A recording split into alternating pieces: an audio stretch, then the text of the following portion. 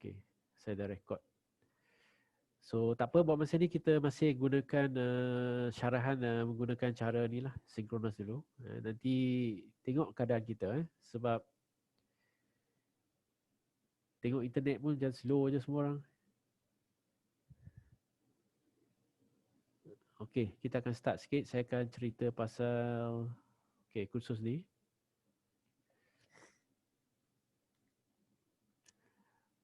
Okey, ini adalah kursus elektif. Tajuk kursus Oceanography AKU 4103. Ini adalah kursus 3 kredit. So sepatutnya kita ada amali 1 kredit 3 jam seminggu lah. So buat masa ni kita belum ada. Saya masih tengah fikir kaedah-kaedah yang sesuai untuk kita buat amali ni.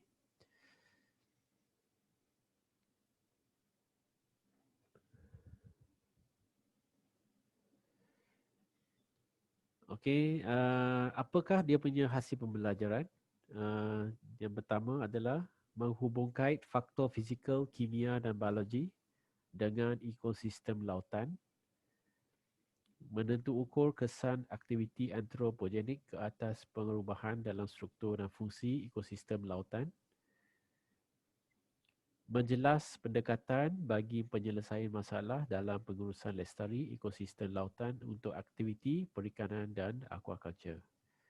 So banyak daripada kita punya antara yang nombor 2 ni dia menggunakan psikomotor. So sepatutnya kita kena pergilah ke lapangan ni untuk buat sesuatu, ambil data ke apa. Mungkin pelajar yang ada projek final year yang ekologi yang buat kerja lapangan ni lebih mudahlah untuk mencapai this objektif. Tapi ada juga pelajar-pelajar yang tidak ada projek you adalah lebih kepada culture. So kemungkinan anda tidak ada pergi lapangan. Itu yang masalah sikit ni, sebab kalau ikutkan boleh je pergi lapangan, tapi itulah saya pun tidak pastilah. Ini kita sepatutnya buat online saja. So ada ke kursus-kursus yang korang ada pergi keluar ke setakat ni? Tak ada kan? Tak ada. Tak ada kan? So actually kalau nak pergi lapangan Belum. boleh je bawa. Tapi masalahnya mungkin tak dibenarkan. Sepatutnya korang boleh datang ke jabatan. Betul tak? Sebab korang buat final year project kan, boleh datang kan ke jabatan lah. Tapi itulah masalahnya, secara rasmi kita tak boleh buat physical class or physical class lah. Tapi for project final year boleh datang. Itulah yang agak pelik sikit. Tak apa, kita akan fikirkan dulu nanti. Mungkin boleh buat secara tidak langsung lah. Maksudnya you kena datang untuk project final year, tapi sambil-sambil you kena analisis some sample lah. Tapi nantilah kita, jangan risau. Kita fikir kemudian itu. Okay, ini adalah topik-topik yang kita akan cover dalam kursus ini. Kita akan mulakan dengan introduction hari ini. Lepas tu kita akan tengok topik kedua, Earth Structure and Plate Tectonics. Okay, kita akan tengok Ocean Basins. And then water and seawater, air-sea interaction, okay, and then ocean circulation, wave, tides, okay, coast, marine productivity, pelagic life, benthic life dengan marine ecosystem. So topik khusus ini saya rasa sangat sesuai lah kepada pelajar-pelajar yang mengambil projek final year yang ada kaitan dengan ekologi. Dia ada satu kelebihan lah. Ada kaitan dengan awak punya projek lah, sebab kita kepada mereka yang akan pergi ke Nyalau, yang pergi ke Lawas ke, itu semua adalah kaitan dengan oceanography lah. Tapi tak ada masalah juga untuk pelajar-pelajar yang untuk belajar sebab dia ada kaitan dengan weather. Oceanography ini adalah satu ilmu yang sangat besar. Dia sebenarnya efek kepada semua benda termasuk daratan.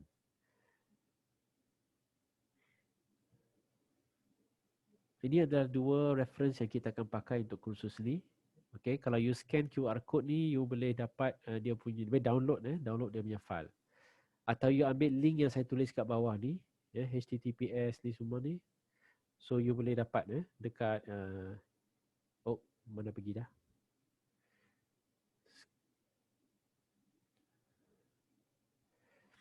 Okay, link ni saya akan masuk ke dalam chat. So you boleh cuba download kat komputer.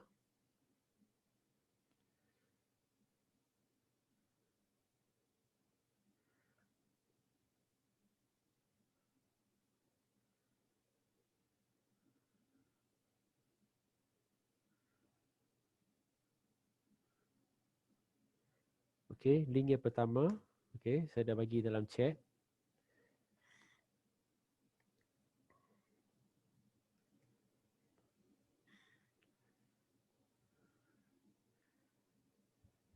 Okay, link yang kedua. So ada 2 buku teks kat situ, online e-book.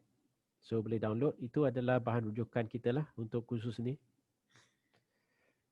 Salah satu tajuknya adalah Oceanography, An Invitation to Marine Science. Okay. Tajuk kedua adalah Essentials of Oceanography.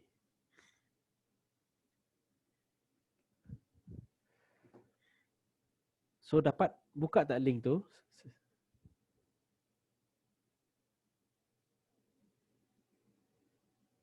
Dapat buka tak? Dapat je. Okay, saya akan pergi kepada next slide.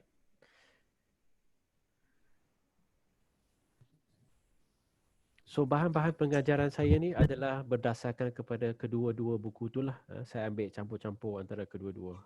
Mana yang lebih banyak tu kita belum pastilah sebab saya masih lagi menarik sebahagian daripada kedua-duanya.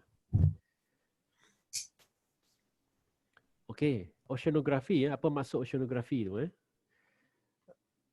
Mereka yang pernah ambil subjek dekat diploma ni akan familiar lah. Dalam diploma, kursus yang saya mengajar adalah limnologi dan oceanography. Okay, dalam diploma tu dia ada 2. Ada limnologi dan oceanography. Tapi untuk bachelor sekarang ni, dia dah diasingkan. Limnologi dah jadi satu kursus sendiri. Oceanography jadi kursus sendiri. So, untuk kursus ni kita hanya fokus kepada oceanography. Perkataan yang asas kat sini adalah ocean. Ocean tu adalah apa? Laut. Laut. Okay. So graphy ni adalah descriptive, description of ocean.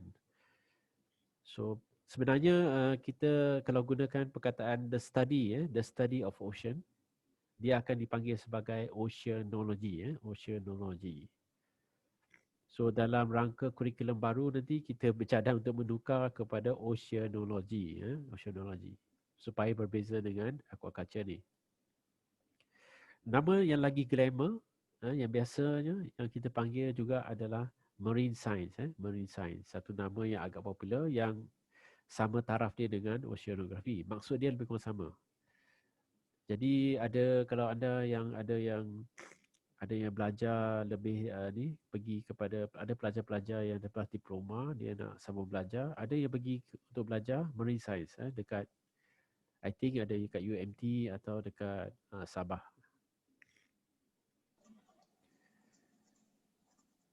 Okay, firstly kita kena tahu yang Earth is dominated by water. Jadi oleh sebab jasad air dah terlalu besar, apa-apa yang berlaku dekat lautan akan impact kepada semua orang.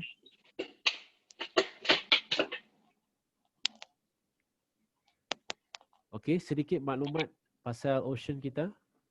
Dari segi keluasan, volume, mass, berat dia. Okey, dari segi depth, average depth 3,600 meter. Paling dalam adalah 10 kilometer. 10,000 meter sama dengan 10,000 kilometer. Okay, ocean crust thickness 6.5 kilometer. Okay, temperature, salinity, temperature lautan, salinity.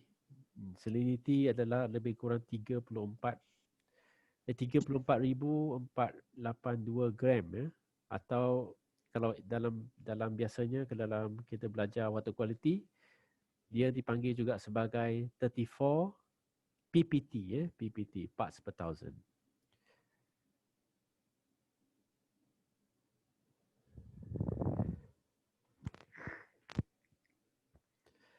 So air ni dia cover lebih kurang 70% daripada earth surface.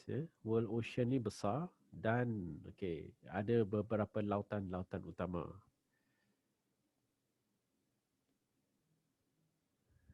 Okey, ini adalah contoh dari segi apa yang kata sebagai jumlah air di dalam planet kita. Okey, katakan 100% air yang ada iaitu 97% semuanya dan kebanyakan dia adalah dalam bentuk air laut. Fresh water adalah sedikit saja iaitu 2.5%. Dan yang manusia gunakan adalah yang 2.5% ni. Itu pun sikit saja manusia boleh guna.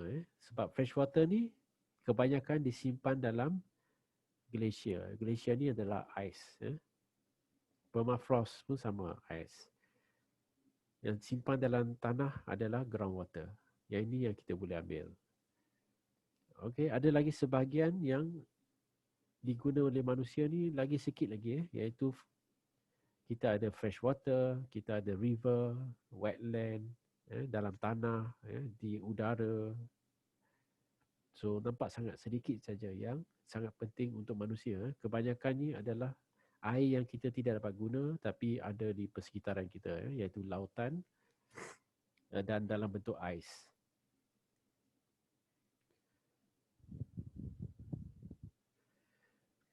Okey, nama-nama lautan utama. Ini kena ingatlah, kena tahu ni.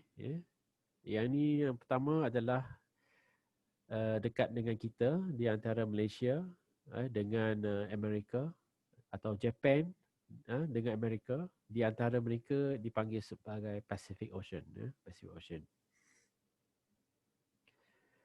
Antara Amerika dengan Eropah kita panggil sebagai Atlantic Ocean.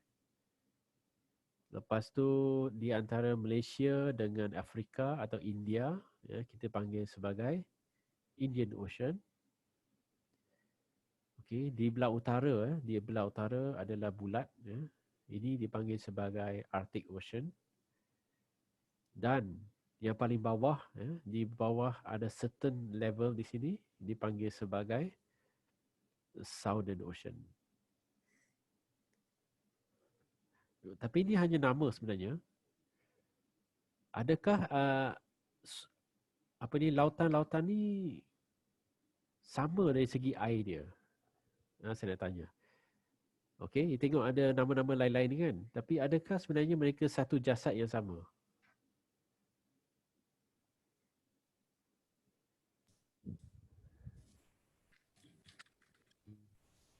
Siapa nak jawab?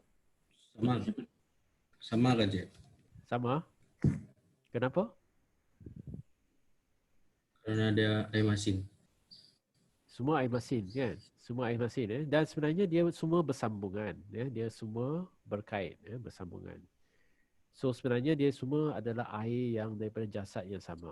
Sebab dibezakan untuk kita mengenal lah, kawasan-kawasan fizikal, geografi saja. Kita pun ada sini Laut Cina Selatan kan. Laut Cina Selatan pun sebenarnya berkait je dengan Pacific Ocean. Tapi dia bagi nama lain lah. Bagi nama lain untuk faktor-faktor geografi.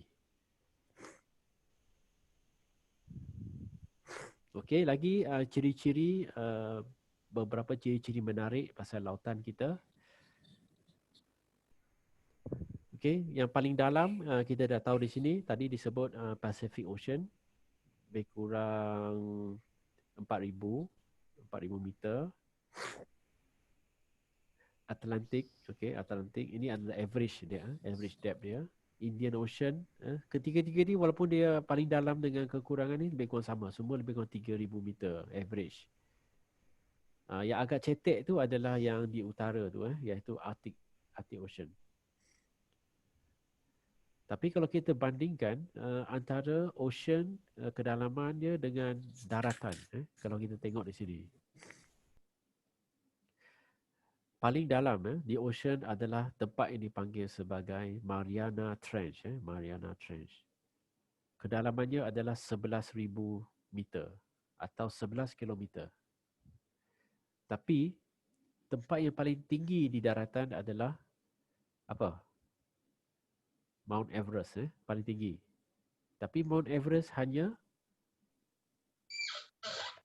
8,000 meter sahaja. 9,000 meter atau 9 kilometer sahaja. So, apa yang dimaksudkan di sini adalah sebenarnya dunia, planet kita ni, lautan tu lagi banyak misteri banding dengan daratan. Kalau Mount Everest ni runtuh, dia boleh tenggelam di dalam Mariana Trench. Boleh dicelup di dalam Mariana Trench dan Mount Everest ni akan tenggelam sepenuhnya. So banyak benda yang kita tidak tahu pasal lautan dalam. So yang kawasan-kawasan yang dalam.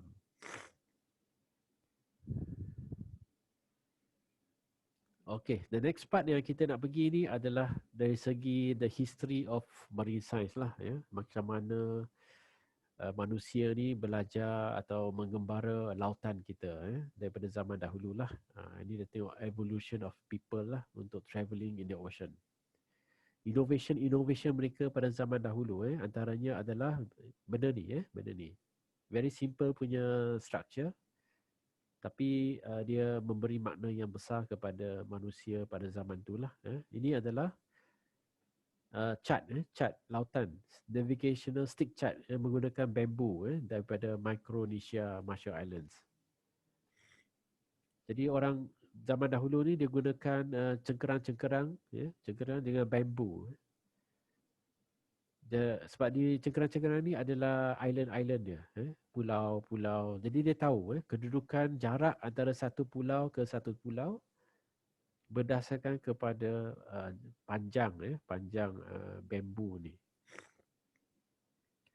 Lepas tu yang ada macam rotan-rotan ni, rotan-rotan ni sebenarnya nak tunjukkan dia punya arus, macam mana arus tu bergerak. So benda ni mudah, penting untuk mereka yang nak berlayar daripada satu pulau ke satu pulau. So bila dia tengok ada direction, macam mana ombak tu bergerak. Jadi orang tu nak berlayar daripada sini, nak pergi sini, dia tengoklah dia macam mana pergerakan ombak dan arus supaya dia boleh pergi ke tempat ni dengan paling cepat. So very unique punya invention pada zaman dahulu, tapi very practical, sangat penting untuk mereka yang mengembara di lautan.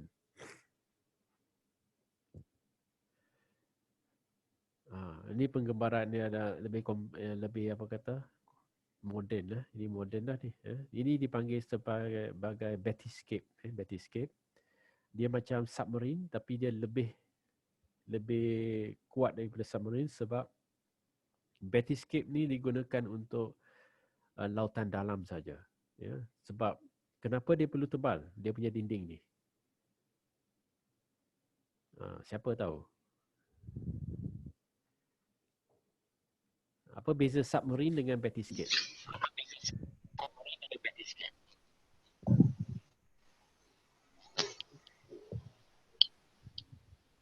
Ketebalan dinding dia, Encik. Ya. Sebab apa? Sebab apa dia kena beza? Tekanan air makin dalam makin tinggi tekanan. Yes. Okay, very good.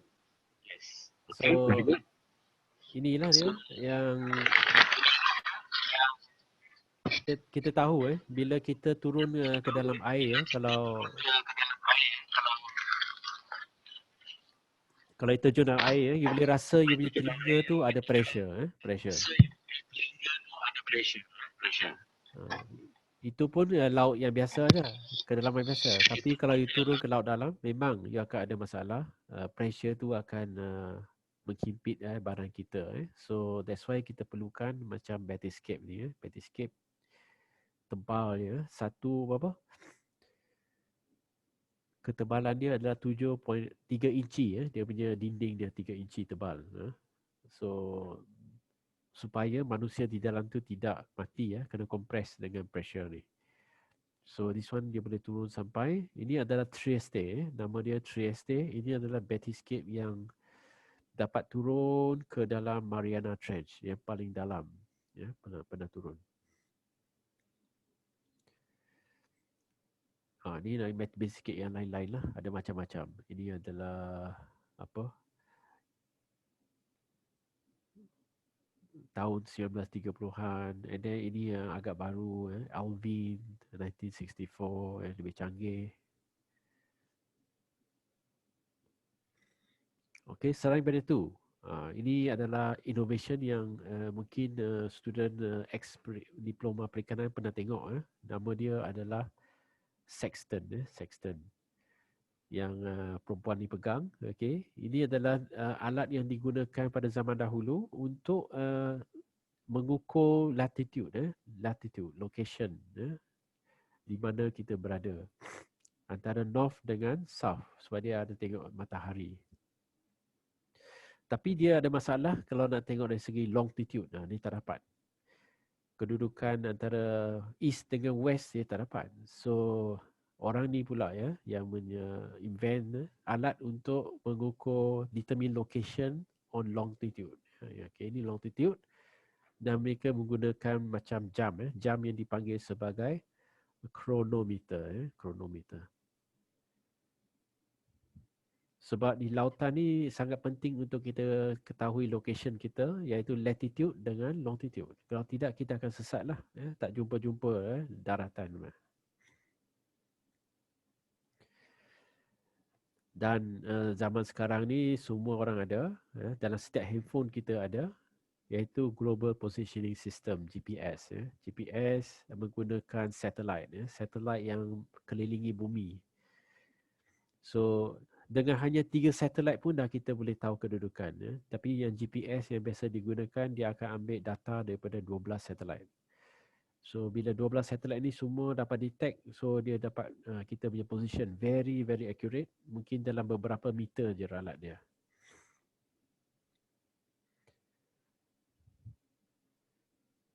Okay, konsep. The ocean's large size did not prohibit early explorer from venturing into all parts of the ocean. Jadi manusia zaman dahulu dia sangat-sangat ingin tahu apa yang ada di lautan. Itulah yang ada penggembaraan yang very popular sampai dan dia menjumpai dunia-dunia baru. Ini contoh-contoh lah. Ini adalah mereka yang ada di kawasan Micronesia, mereka bergerak. Jadi secara genetik mereka dapat jumpa orang-orang tertentu yang berasal daripada negara tertentu dan pergi ke tempat lain. Macam juga orang di Sabah ke Sarawak ke yang kata asalnya daripada China tu. Sebab itu adalah bergantung kepada penggembaraan lah.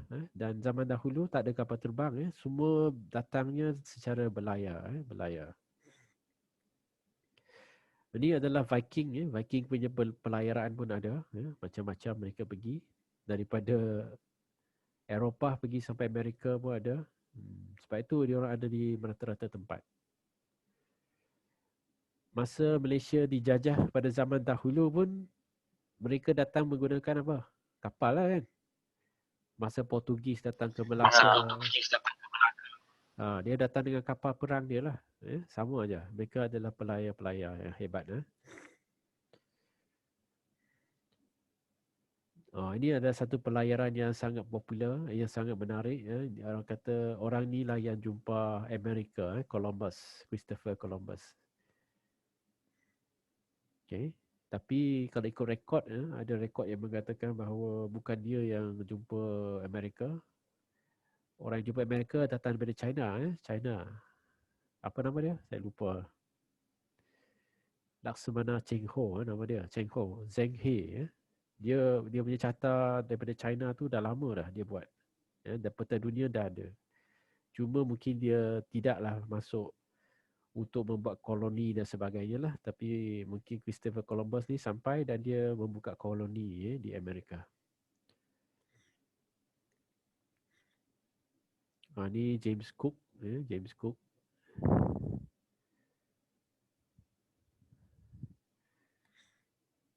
Okey, selain itu kita juga ada key konsep lagi satu. Di sini dia katakan mengenai sains.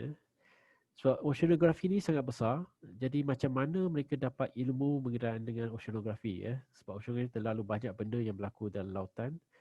Jadi konsep-konsep sains tu banyak diguna pakai untuk menerangkan ya, apa yang berlaku di ocean ya, dan juga berlaku dengan planet-planet.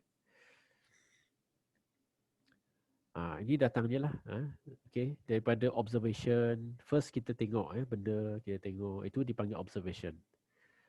Selepas kita tengok sesuatu, kita boleh wujudkan apa dipanggil sebagai hypothesis. Ya. Hypothesis. And then, bila kita buat hypothesis, kita akan buat eksperimen, testing. Okay. Dan bila semua itu kita dah buat, kita boleh formulate apa dipanggil sebagai teori. Teori. So bila kita buat teori, maksudnya bila kita tahu sesuatu adalah teori, maksudnya dia sudah datang daripada banyak eksperimen atau banyak observation atau testing.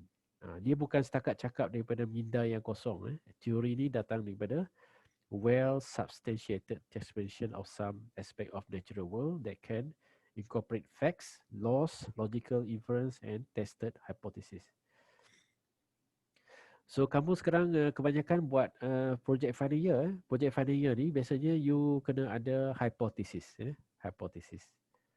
So sebab itu bila you buat hypothesis, contohnya you nak buat pasal makanan ke apa, you akan formulate. So you kata kalau kita buat makanan ni, dia akan cepat tumbuh atau membesar. Itu hypothesis lah. Jadi anda nak proof hypothesis, you kena buat eksperimen atau testing. Itu you punya research FYP tu. Macam tu.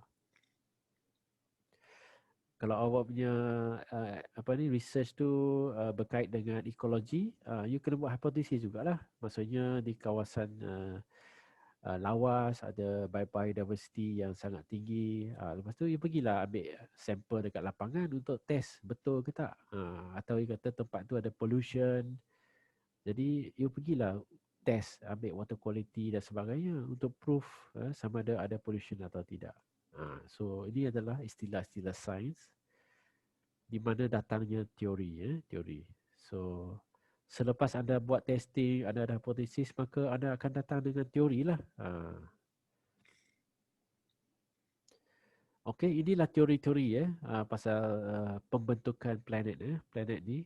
So inilah cerita-cerita dia pasal pembentukan planet ni datang daripada zaman dahulu.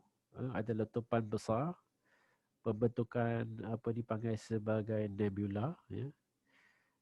Yang nebula ni lama-lama dia mula berselerak dan membentuk apa dipanggil sebagai yang kita ada sekarang adalah sistem cakrawala. Kita punya sistem cakrawala kita, solar system. So planet-planet ni akan bergerak dalam satu lingkaran tertentu mengelilingi dengan matahari. So the nebula hypothesis of solar system formation. So perkataan di sini adalah hypothesis. Dia hanya adalah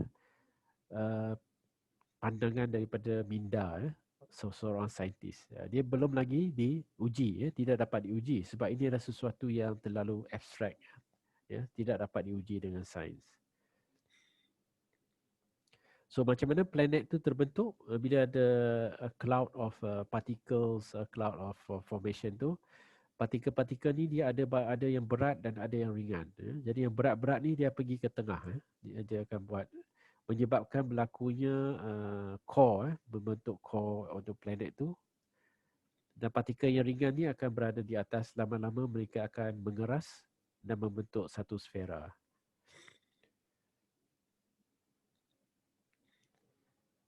Okey, ini adalah gambar yang menunjukkan pembentukan apa kata bulan. Bulan. Okey, orang kata dalam teori atau apa hipotesis ni dia kata bulan ni terbentuk daripada satu pelanggaran. Dia kata the first stage of the formation of the moon. Okay, a planetary body somewhat larger than Mars is thought to have smashed into the young Earth about 4.4 million years ago. So dia boleh letup, pecah. Jadi sebahagian daripada pecahan tu terjadilah kita punya bulan yang menjadi kita punya yang mengelilingi bumi.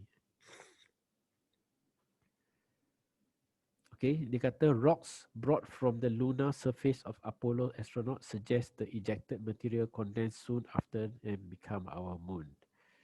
Okay. Dan ini adalah satu gambaran apa dipanggil sebagai proto-Earth. Bumi yang masa mula-mula dia terbentuk, yang masa mula-mula tak ada apa-apa kehidupan lagi masa ni, adalah paling awal. Dipanggil sebagai proto-Earth.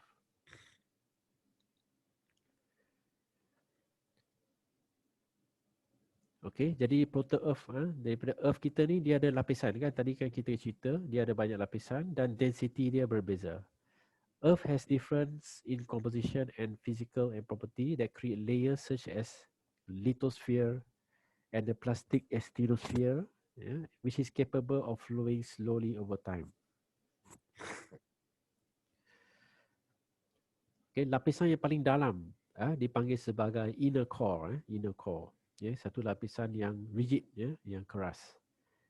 Di luar lapisan ni kita ada liquid, liquid. And then kita ada rigid balik, outer core, mesosphere. Dan kita ada asthenosphere. Ini adalah kawasan yang plastik sedikit. Plastik ni maksudnya dia anjal. So lapisan ni penting sebab dia memberikan absorber kepada lapisan atas. Lithosphere dan paling atas adalah crust. Ini adalah tempat di mana kita duduklah, di lapisan crust. Lepas tu atas tu ada ocean. Ocean terbentuk, mana-mana ada lubang, ada tempat rendah akan dipenuhi oleh air lah. Itu jadi ocean. Cik, Ya? lapisan plastik tu tanah kah? Apa dia? Apa dia? Sorry. Apa dia? Lapisan plastik. Aha. Lapisan plastik tu Ya. tanah. Semua tu adalah komponen-komponen macam tanah. Dia bukan plastik, ya. Jangan tersilap, bukan plastik. Plastik ni maksudnya dia punya karakteristik tu adalah anjal. Dia boleh absorb. Maksudnya atas tu rigid, bawah rigid, dia ada lapisan yang lembut sedikit. Macam kita tengok semua kereta tu dia ada absorber kan. Itulah lapisan macam ni lah penting.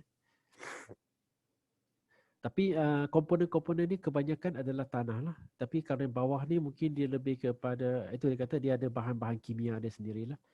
Kalau bawah ni dia adalah iron with nickel and sulfur.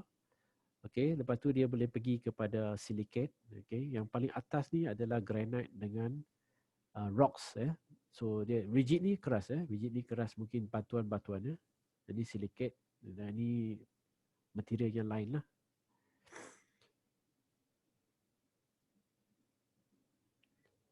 Okay, okay ni ada lagi. Comparing oceanic and continental crust. Okay, kebanyakan oceanic crust adalah basalt. Continental crust adalah granite. Continental ni maksudnya lapisan daratan yang membentuk daratan. Oceanic crust ni adalah lapisan yang membentuk lautan. Beza juga dia punya batuan.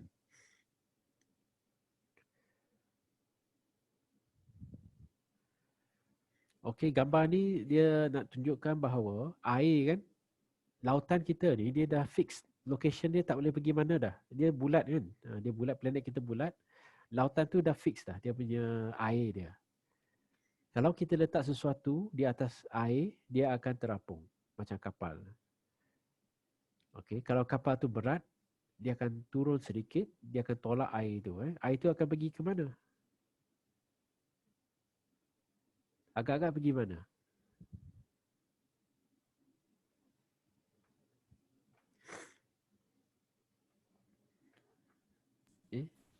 Dia mampat.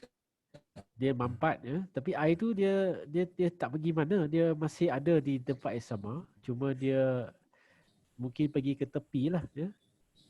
Contohnya kalau you ambil satu cawan, minum Milo ke apa, air tu dah full kan.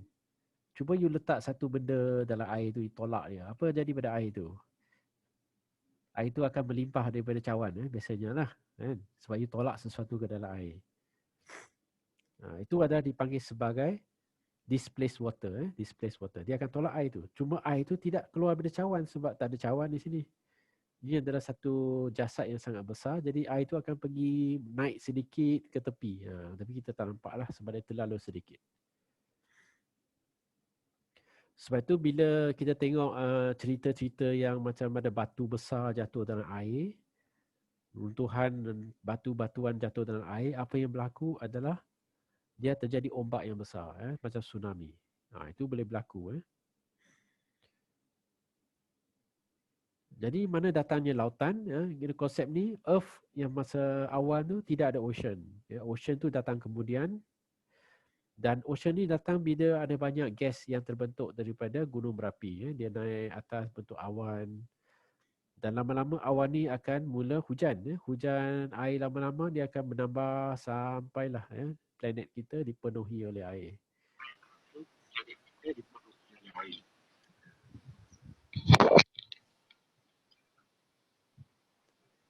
Dan dikatakan air, hidupan yang paling awal datangnya daripada air lah. Yang paling awal datangnya daripada air lah.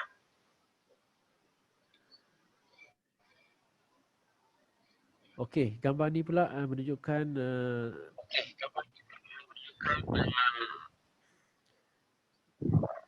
Dia tutup you punya mikrofon tu. Dia, sorry. okay. Dia ada double, dia keluar suara 2 kali. Okay. So ini adalah gambar apa yang paling popular, saintis paling popular dalam dunia sains, Charles Darwin. Dia juga seorang penjelajah dunia. Apa yang dia bawa adalah teori apa yang dipanggil sebagai survival of the fittest, evolution, survival of the fittest. So maksudnya apa, dari segi evolusi, kehidupan yang paling lasak tu akan hidup. Dia akan hidup dan dia akan membawa dia punya ciri-ciri genetik kepada generasi-generasi yang seterusnya. Jadi inilah dia.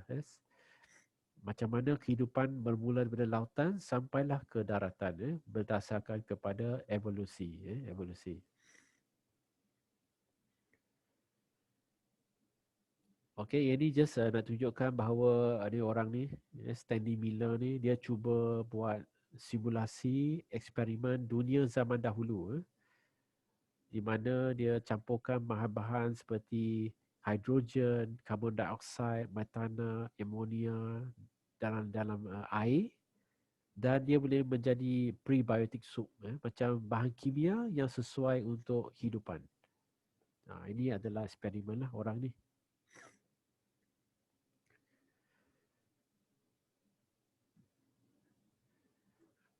Okey, dan dengan macam mana kehidupan akan bermula, dia perlu ada organisma. Organisma yang first biasanya adalah jenis yang berfotosintesis.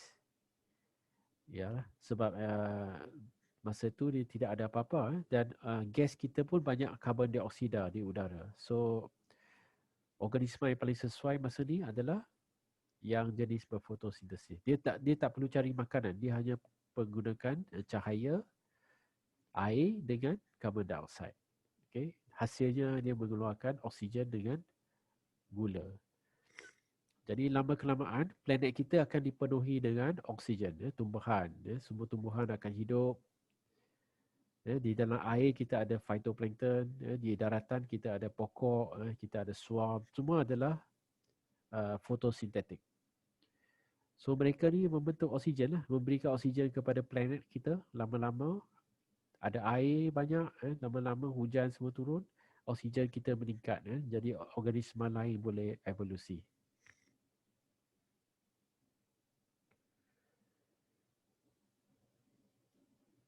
Okey, kalau kita ditanya berapa umur bumi kita, sekarang kita dalam bilion-bilion tahun lah, bilion-bilion tahun. Kalau tak salah saya 4.5 ke 4.6 bilion umur kita, umur bumi kita, lama lah. Dan satu cara mereka mendapatkan umur bumi kita adalah menggunakan radiometric age dating. Okay, menggunakan bahan radioaktif.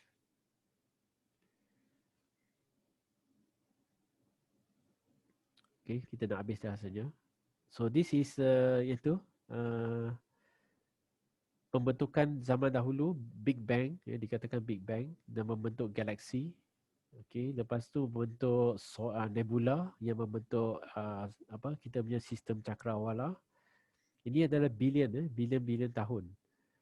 Dan Earth membentuk pada umur 4.6 bilion. 4.6 bilion. Ini hari ini. Hari ini kat sini. So, hari ini kita tengok apa yang cerita bumi. Bumi, Earth forms 4.6 billion years ago. Ocean forms 4 billion. Batuan yang paling tua pun 3.9 billion.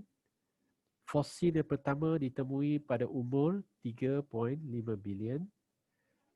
Oksigen bermula evolusi hanya pada 2 bilion yang dulu. Okay, and then oceanic atmosphere stable pada 0.8 bilion. Masih jauh dengan apa yang ada hari ini. Kalau kita tarik lagi sini, haiwan yang pertama muncul pada 800 million tahun dahulu. Tak main bilion lah, dia million. Ikan pertama pada 500 juta tahun dahulu. Dan lepas tu, ini adalah 200 million. Apa yang berlaku di sini adalah Pangea. Pangea breaks apart. Awak tahu tak apa tu Pangea ni? Oh, Apa dia? kontinen berpecah. Yes. Zaman dahulu kita punya kita tidak ada macam sekarang Amerika, Eurasia semua tidak ada. Zaman dahulu semua tu dia lekat sekali Dia dipanggil sebagai Pangea. So bila Pangea ni pecah tu yang membentuk negara kontinen yang barulah macam Asia, Australia, Amerika, itu pecah dia pecah dengan Antartika. So lepas tu dinosaur akan mula hidup semua tu mati pada 66 million years ago. Dinosaur mati. Kena meteor. So kita ambil lagi pecahan dia setelah dinosaur mati, apa jadi? Okay, the first marine mammal dia muncul pada 50 million yang dahulu. And then the first human muncul hanya pada 3 juta tahun dahulu. Jadi daripada manusia ni hidup, kita tengok apa pula jadi. Okay, di sini. Ini adalah future pula. Kita ada pada sini. So agak-agaknya future dia kata 3.5 billion years to the future. Apa yang berlaku adalah the sun is too low for liquid water ocean. Okay, maksudnya matahari dah tak kuat dah. So matahari kita adalah bintang, bintang yang dia boleh mati. So bila matahari kita dah semakin malap, apa yang jadi pada planet bumi? Lautan kita akan jadi apa?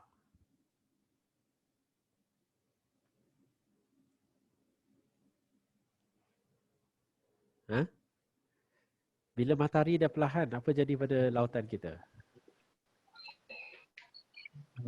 Mati. Bertambah. Tidaklah, dia beku. Dia akan frozen. Sebab matahari tak cukup kuat. Apa yang berlaku adalah semua air yang besar-besar ni akan jadi, suhu planet akan jadi sejuk. Bila sejuk, apa yang berlaku? Kita akan ada ice age. Ice age. Bila semua dah sejuk, dah gelap semua, susahlah. Kehidupan kita akan mula banyak benda tak akan mendapat hidup lah. Tapi lama lagi ni. Ini adalah 3.5 bilion di masa hadapan. Mungkin kita pun tak akan sampai sini. Kita tak tahu bila kiamat berlaku. So, tapi ini adalah prediction daripada sains lah. Dari segi sains, umur matahari tu boleh tahan sampai bila. And then last kali, lebih kurang 5 bilion tahun di hadapan, matahari ni kita akan membesar sehingga dia meletup. Sebab matahari itu bintang. Bintang punya dia lama-lama dia jadi besar sampai dipanggil dengan the red giant. Red giant. Bila red giant itu dia dah paling besar, dia akan collapse. Bila dia collapse tu dia akan jadi titik hitam lah, apa dia panggil black hole. Black hole. Masa tu dah tak ada apa, hancur lah semua alam semesta yang ada dekat kita punya cakrawala. Satu je, kita saja. Tapi galaksi kita masih besar, masih banyak lagi nebula. So jangan risau, jangan takut, masih jauh lagi. Mungkin ada banyak lagi malapetaka yang lain yang boleh berlaku lah. Okay, itu saja hari ini.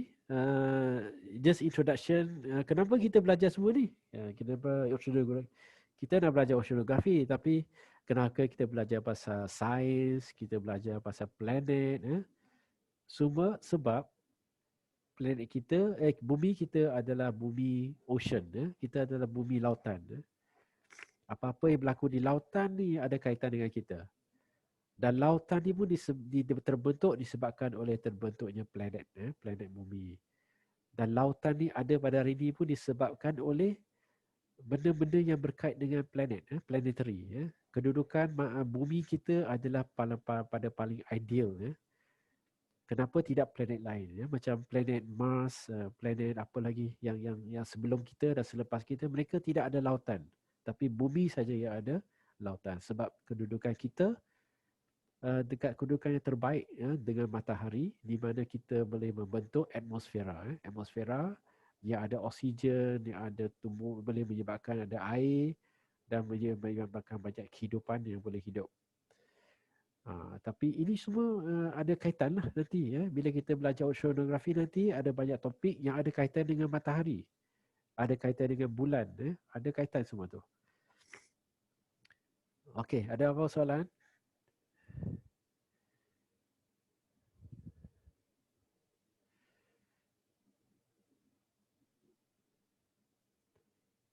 So recording ni nanti saya akan save kan. Saya tak pastilah macam mana nak share recording daripada Zoom.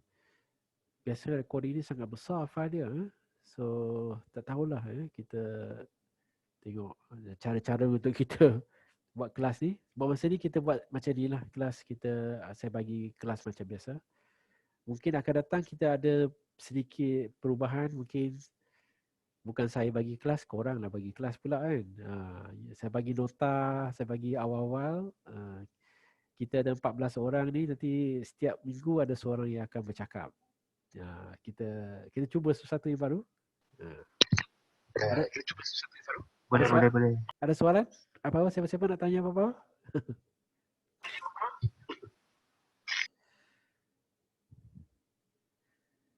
Dari segi penilaian semua tu nantilah saya masih berfikir macam mana, sebab ni first time saya buat kelas online semua ni. Saya masih lagi tengah fikir macam mana nak buat. So jangan risau, kita ada masa panjang lagi. Don't worry about tu. Oceanografi bukan subjek yang susah, tapi dia banyak juga kena baca. Tidak ada praktikal sangat sebenarnya oceanografi. Dia lebih kepada benda yang kita pernah buat. Actually oceanografi punya amali dia lebih kepada projek. Dia merangkumi invertebrate, dia merangkumi ekologi, dia merangkumi water quality. Macam dululah, kalau you student limnologi dulu, masa kita belajar kursus limnologi tu, tidak ada amali. Amali dia adalah projek. Projek yang kita pergi ke lapangan, kita ambil sampel, kita analyse semua, dan itu adalah projek limnologi dan oceanografi. So untuk oceanografi pun sama sebenarnya. Cumanya saya tak pasti lagi macam mana kita nak buat. Kepada pelajar final year yang ada kajian ekologi tak ada masalah. Tapi kalau pelajar yang memang tidak ada keluar, saya nak bawa you keluar tak boleh. Tapi korang boleh keluar. Itulah peliknya sikit kan. Nanti kita fikirlah, korang boleh keluar kan? You boleh keluar dari UPM kan, betul?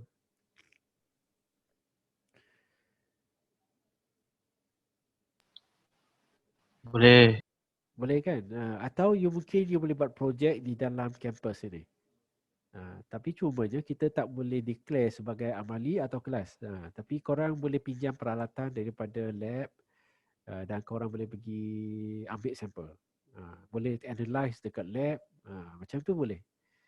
Tapi saya kena bincang-bincang dululah dengan pihak jabatan, tengok macam mana kita boleh buat something macam amali lah. Okay? So attendance semua dah tulis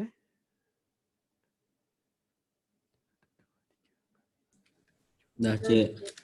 11 orang 1, 2, 3, 4, 5, 6, 7, 8, 10, 11. So okay, saya rasa setakat ni saja. Kalau tak ada soalan, minggu depan so saya akan bagi tahu chapter-chapter tu lah. Dah tahukah chapter dia saya dah tulis dalam PowerPoint tadi. Minggu depan kita akan pergi kepada ocean basin dengan plate tectonics rasanya.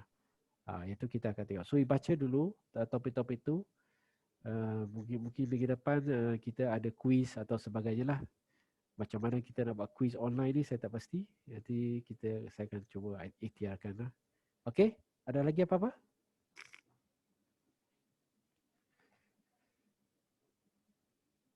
Okay, so kalau tak ada, kita jumpa lagi minggu depan kalau tak ada apa-apa halangan. Alright? Terima kasih Encik. Okay, Terima kasih. okay, sama-sama. Thank you. Bye.